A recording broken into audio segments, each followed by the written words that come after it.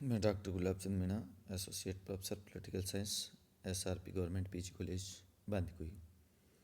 आज हम बात करेंगे नेहरू का राष्ट्रवाद और अंतर्राष्ट्रवाद। नेहरू के आलोचक प्राय कहा करते थे कि नेहरू में अंतर्राष्ट्रवाद की भावना प्रबलतम रूप में थी और उसके इस अंतर्राष्ट्रवाद ने राष्ट्रवाद के भाव को कमजोर कर दिया। वस्तुतः इस बात में कोई सच्चाई नहीं है। एक व्यक्ति अब जिसने जीवन पर्यंत देश की स्वतंत्रता और सम्मान के लिए संघर्ष किया, अपने जीवन के 10 वर्ष अमूल्य वर्ष राष्ट्र की स्वाधीनता के लिए जेलों में गुजारे हो, उसके लिए राष्ट्रवाद पर संदेह करने का कोई औचित्य नहीं है। 8 अगस्त 1942 को कांग्रेस के बम्बई अधिवेशन में उन्होंने कहा था कि मैं राष्ट्रवादी हूँ, मुझे राष्ट्रवादी होने पर अभिमान है। राष्ट्रवाद के अभिव्यक्ति और प्रेरणा के रूप में उन्होंने राष्ट्रीय आंदोलन के सारे कष्ट झेले थे। नेहरू के राष्ट्रवाद के लक्षण निम्न थे। राष्ट्रवाद स्वतंत्रता का मूल प्रेरणा स्रोत। उनका राष्ट्रवाद साम्राज्यवाद से मुक्ति और देश की स्वतंत्रता के लिए संघर्ष की प्रेरणा देता है। उन्होंने राष्ट्रवाद को ऐसे ही संघर्षों की एक अनुभूति कहा है। जब कभी कोई आपत्ति आती है तब राष्ट्रवाद जन्म लेता है और राष्ट्रीय रंगमंच पर छा जाता है। अपनी प्रसिद्ध पुस्तक हिस्ट्री ऑफ इंडिया में वो इस संबंध में लिखते हैं कि किसी भी पराधीन देश के लिए राष्ट्रीय स्वतंत्रता प्रथम तथा प्रधान आकांक्षा होनी चाहिए। भारत के लिए उसके अतीत की एक धरोहर है।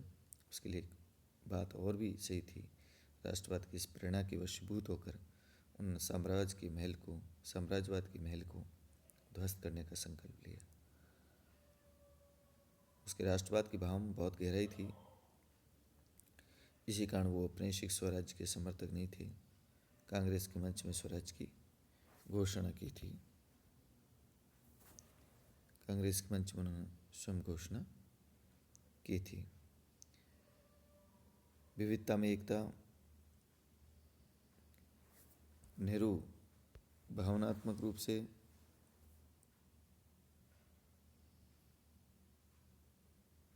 भावनात्मक दृष्टि से भावनात्मक रूप से भारत को राष्ट्र की संज्ञा देते थे।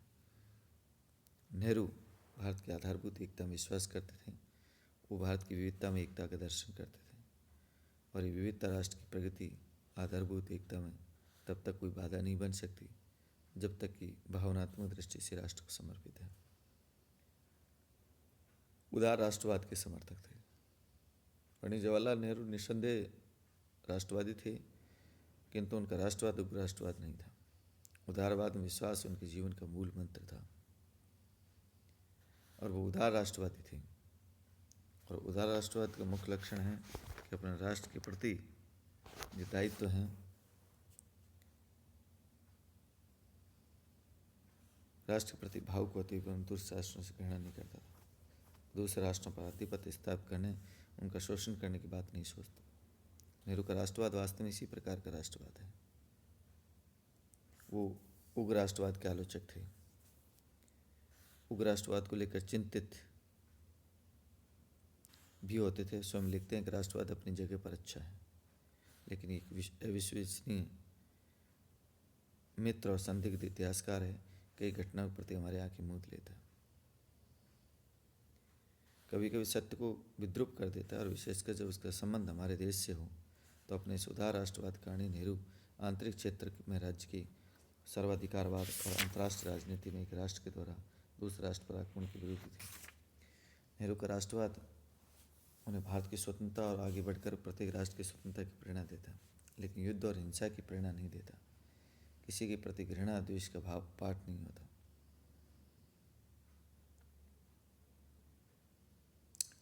धार्मिक या हिंदू राष्ट्रवाद से मुक्त और धर्मनिरपेक्ष राष्ट्रवाद के समर्थक। राष्ट्रीय आंदोलन के काल में लोकमान्य तिलक, विपिन चंद्र पाल और अरविंद घोष ने धार्मिक राष्ट्रवाद या हिंदू राष्ट्रवाद का प्रतिपादन किया, लेकिन नेहरू को राष्ट्रवाद संबंधी इस धार्मिक दृष्टिकोण से कोई लगाव सहानुभूति नहीं थी। वो इसे एक प्रतिक्रियावादी धारणा मानते थे और उनका राष्ट्रवाद धर्मनिरपेक्षता के आधार पर आधारित था।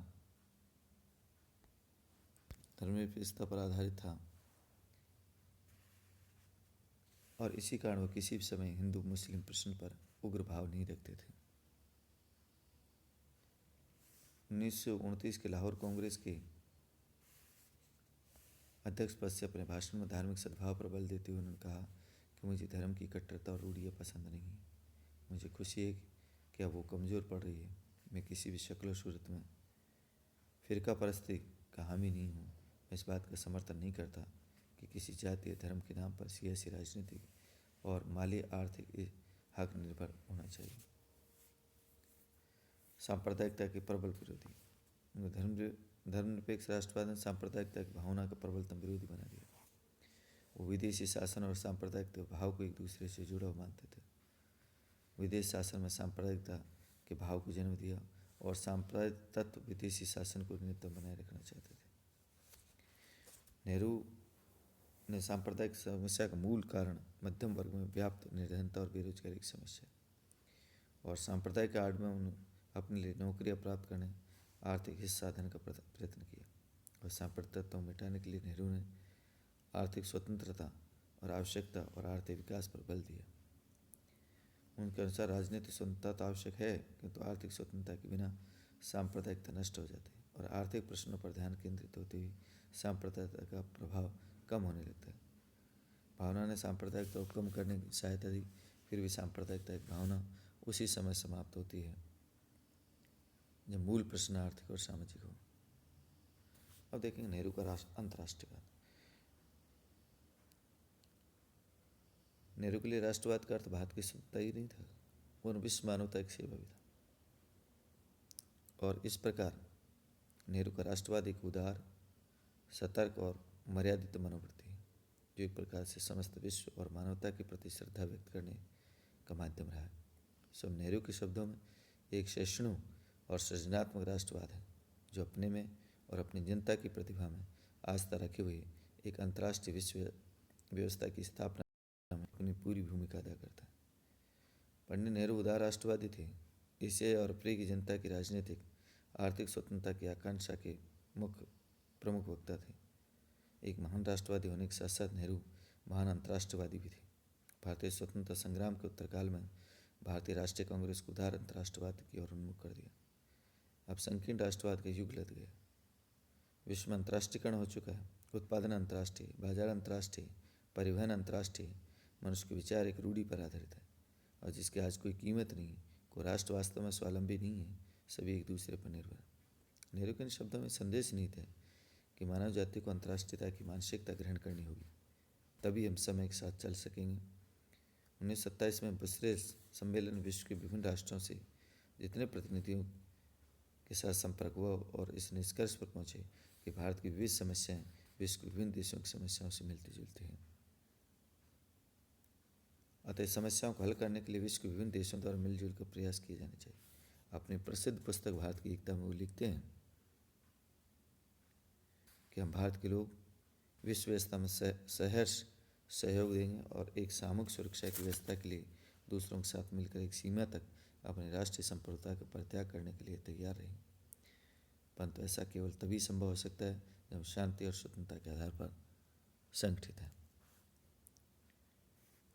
निसंदेह नेहरू राष्ट्रवाद और अंतर्राष्ट्रवाद को एक दूसरे की प्रतिकूल प्रवृत्तियां नहीं हैं, एक दूसरे के लिए सहायक प्रवृत्तियां मानते हैं। अंतर्राष्ट्रवाद के लिए आवश्यक है विश्व के सभी राष्ट्रों की राष्ट्रीय स्वतंत्रता की स्थिति प्राप्त हो।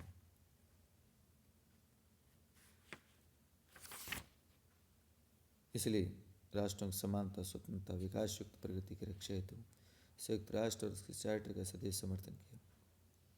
अंतर्राष्ट्रीय समस्याओं को सुलझाने में उन्होंने सदैव सहयोग दिया।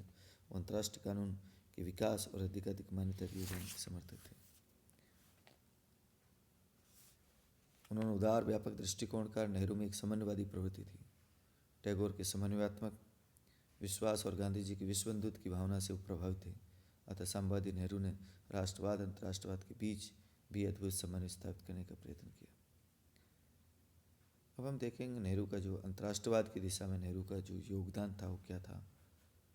अंतर्राष्ट्रवाद के क्षेत्र वैचारिक दृष्टि से, व्यवहार की दृष्टि से नेहरू के दो महत्वपूर्ण योगदान हैं जिनकी विवेचना के बिना नेहरू का अंतर्राष्ट्रवाद अधूर रहेगा। प्रथम गुटनिरपेक्षता की विदेशी नीति और द्वितीय पंचशील के सिद्धांत। अब देखेंगे पहले गुटनिरपेक्षता की विदेशी नीति क्या थी। भारत को स्वतंत्रता प्राप्त होने के पूर्व ही विश्व पूंजीवादी शिविर और साम्यवादी शिविर इस प्रकार के दो शक्ति गुटों में विभाजित हो गया था। इन दो परस्पर विरोधी शक्ति गुटों के उदय के साथ ही दो भ्रमपूर्ण धारणाओं ने घर कर लिया। विश्व के प्रत्येक स्वतंत्र राज्य के लिए इन दो शक्ति गुटों में से किसी एक के साथ जुड़ना स्वाभाविक और अनिवार्य स्थिति। और अधिक घातक धारणा है कि दो शक्ति गुट परस्पर विरुद्ध विचारधारा और व्यवस्था पर आधारित होने के कारण इन शक्ति गुटों से जुड़े हुए देश शांति और सद्भाव के आधार पर साथ साथ नहीं रह सकते। संघर्ष और युद्ध अवश्यंभावी है। विचार आचरण से स्पष्ट कर दिया कि दोनों ही मान्यताएं गलत हैं। भारत के लिए कूटनिरपेक्षता की विदेशी नीति को अपनाकर स्पष्ट किया कि अंतर्राष्ट्रीय राजनीति में दोनों शक्ति गुटों से पृथक रहते हुए एक तीसरा मार्ग अपनाया जा सकता है। और नेहरू अपने अंतर्राष्ट्रवाद के कारण कूटनिरपेक्षता की बात सोच सकते थे और तथ्य कूटनिरपेक्षता की नीति ने अंतर्राष्ट्रीयवाद को बढ़ावा दिया। नेहरू कूटनिरपेक्षता नीति को भारत में गलत समझा गया। इसे एक अवसरवादी और निष्क्रिय नीति कहते हुए इसकी आलोचना की, लेकिन नेहरू ने अपने विचार और व्यवहार और अंतर्राष्ट्रीय राजनीति में भारत के आचरण से स्पष्ट कर दिया कि कूटनिरपेक्षता न तो अवसरवादी नीति है और न ही निष्क्रियता की नीति। नेहरू की कूटनिरपेक्षता के कुछ प्रमुख लक्षण इस प्रकार हैं। कूटनिरपेक्षता की प्रेरणा और मूल आधार विश्व शांति है। नेहरू युद्ध के विनाशकारी परिणामों को देखा था और अंतर्राष्ट्रीय राजनीतिक प्रसंग में उनका मूल लक्ष्य था कि युद्ध और तनाव की सभी स्थितियों का विरोध। दूरदर्शी इस बात को समझ लिया कि अंतर्राष्ट्रीय राजनीति के दो शक्ति गुटों से भारत यदि किसी शक्ति गुट के साथ जुड़ गया तो इसे अंतर्राष्ट्रीय राजनीति में तनाव की शक्तियों को बल मिलेगा। दूसरा था कूटनिरपेक्षता की सकारात्मक नीति। नेहरू काल में कूटनिरपेक्षता असंलग्नता के लिए तटस्थ शब्द का प्रयोग अधिक प्रचलन था। नेहरू ने एक से अधिक अवसर पर इस बात को स्पष्ट कर दिया कि कूटनिरपेक्षता अंतर्राष्ट्रीय कानून के अर्थ में तटस्थता की नीति या अंतर्राष्ट्रीय राजनीति में नकारात्मकता की नीति नहीं है। 1949 की अमेरिकी यात्रा में एक प्रसिद्ध व्यक्तित्व ने उन्होंने कहा कि जब स्वतंत्रता के लिए संकट उपस्थित हो, न्याय को आघात पहुँचे, आक्रमण की घटना घटित हो, तब हमने तो तटस्थ रह सकते हैं और नहीं तटस्थ रहेंगे। नेहरू इस बात को स्पष्ट कर दिया कि कूटनिरपेक्षता न तो अवसरवादी नीति है न निषेधात्मक नीति। ये तो स्वतंत्रता और सत्य और न्याय का समर्थन करने, आक्रमणकारी का विरोध करने की सकारात्मक नीति है।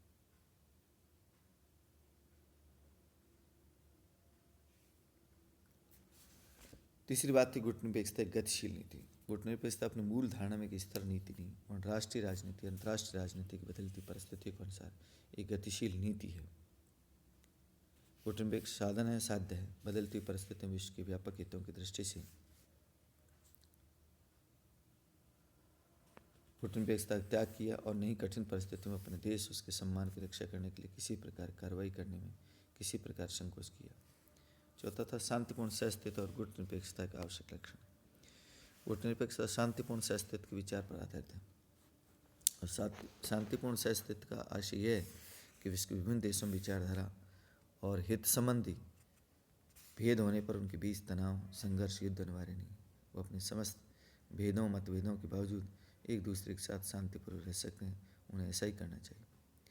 नेहरू कूटनिरपेक्षता की विदेशी नीति के मुख्य शिल्पकार थे और कूटनिरपेक्षता अंतर्राष्ट्रीय राजनीति को नेहरू का बहुत अधिक योगदान था। नवस्वतंत्र देशों के लिए तनावग्रस्त विश्व में एक बेहतर विकल्प सिद्ध हुई। शीघ्र कूटनिरपेक्षता क्रांतिकारी आदर्श एक आंदोलन के रूप में परिणत होने लगा। कूटनिरपेक्षता युद्धों को रोकने के लिए सफल नहीं हो सकी, किंतु सत्य को उसने विश्व शांति की महत्वता स्थापित की और एक सीमा तक विश्व युद्ध को रोकने में सफल हुई। नेहरू की जो कूटनिरपेक्षता थी वो तीसरी दुनिया के देशों में नैतिक शक्ति और चेतना, आत्मसम्मान विकसित करने में भूमिका अदा की। पंचशील की बात करें तो नेहरू सोचते थे कि परस्पर विरोधी विचारधाराओं के विरोधी व्यवस्थाओं के बीच संघर्ष और युद्ध की स्थिति स्वाभाविक या अनिवार्य नहीं है। वो एक दूसरे के साथ शांतिपूर्ण सहअस्तित्व की स्थिति को अपना सकते हैं और समस्त मानव जाति को विनाश से बचाने के लिए उन्होंने पंच निरपेक्षता पंचशील के 5 सिद्धांतों का प्रतिपादन किया गया जो थी ये निम्न थी। एक दूसरे की प्रादेशिक अखंडता और प्रभुसत्ता का सम्मान किया जाना चाहिए अंतर्राष्ट्रीय स्तर पर। दूसरा था पारस्परिक अनाक्रमण की नीति अपनाई जानी चाहिए। तीसरी थी एक दूसरे के आंतरिक मामलों में हस्तक्षेप न करना। चौथा था समानता पर पारस्परिक लाभ और पांचवा था शांतिपूर्ण सहअस्तित्व। 1954 में पंचशील के सिद्धांतों के प्रति कोई आस्था, विश्वास, सद्भावना नहीं रखता था और विश्व के विभिन्न राष्ट्रीय स्वार्थों की पूर्ति के लिए संलग्न होने के कारण पंचशील सिद्धांतों को अपनाने की स्थिति में नहीं है। लेकिन इससे पंचशील के सिद्धांत महत्व और अंतर्राष्ट्रवाद की दिशा में नेहरू का योगदान कम नहीं हो जाता, बल्कि आज पंचशील के सिद्धांतों को सराहा जाता है। धन्यवाद।